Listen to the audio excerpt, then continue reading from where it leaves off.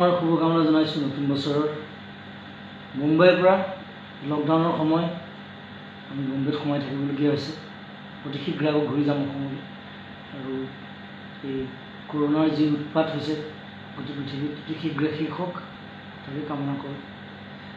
আৰু ইয়াত অসমত লকডাউনৰ সময়ত থাকিও এটা নতুন এলবামৰ পুনৰ কামত হাত দিছোঁ।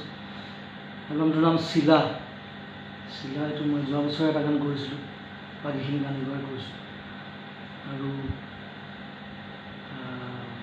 আপোনালোকে দেখিছে অতি পুৰণি এখন হাৰমনিয়াম, মোৰ আইতাৰ সময়ৰ হাৰমনিয়াম এখন, প্ৰায় 80 বছৰ পুৰণা হাৰমনিয়াম, এতিয়াও বাজি আছে, এতিয়াও বজোৱা নহয়।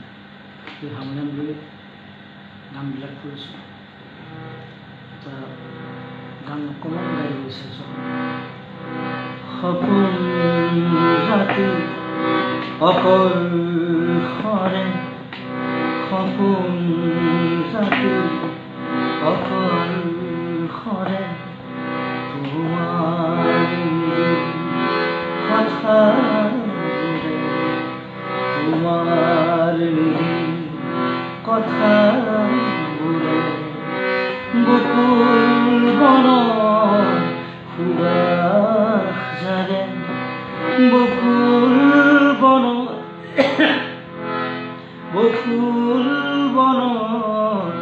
সুবাস জাগে, তোমাৰ কথাবোৰে সপোন ৰাতি অকল সৰে, সপোন ৰাতি অকল সৰে। সপোন ৰাতি অকল সৰে আহিম মই, নতুন মিলিম কথা সমগ্ৰ অসমলৈ পুনৰ মৰম জনাইছোঁ। আৰু মোৰ পেজৰ পৰা উফুৰন্ত মৰম সমগ্ৰ